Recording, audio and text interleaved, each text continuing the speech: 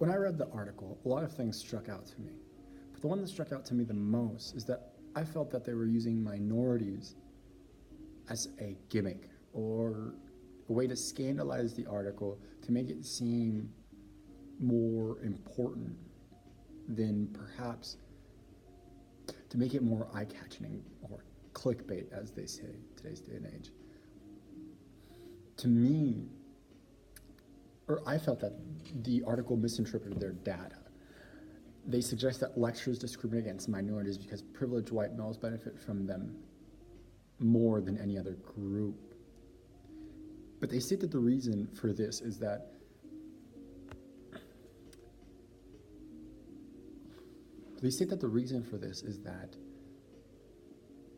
it is because they are more active in the lectures, that white males take advantage of the lectures and are more active in lecture.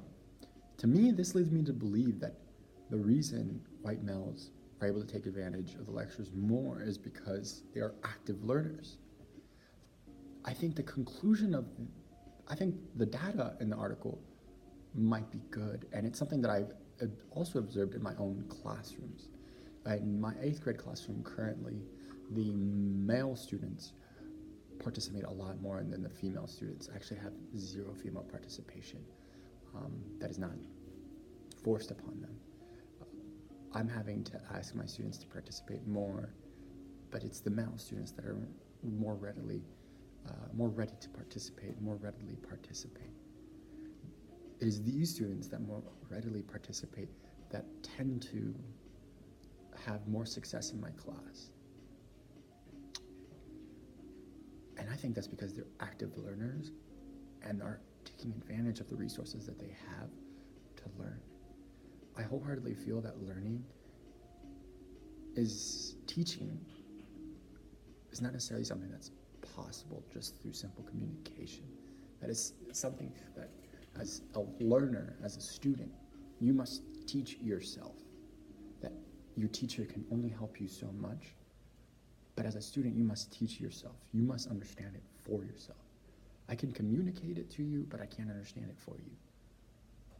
And it seems like those students that are active, that are asking questions, that are participating in the lecture, are the students that are active learners. Now, my class is predominantly minorities.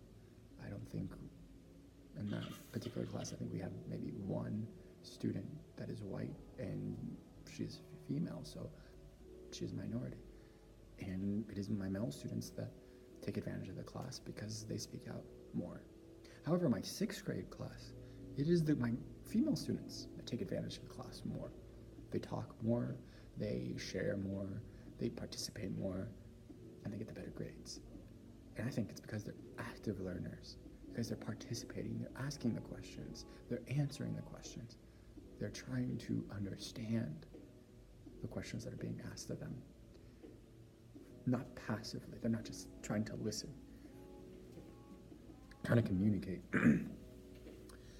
I think that this information is important. It is important to know that active learners learn more. However, to suggest that only white males can take advantage of this type of learning discredits lectures, that lectures aren't effective. But I'm a minority, and it's my experience that lectures were very effective. In my experience, I was usually one part of that community of students that were asking all the questions, that were answering all the questions, that were participating in class.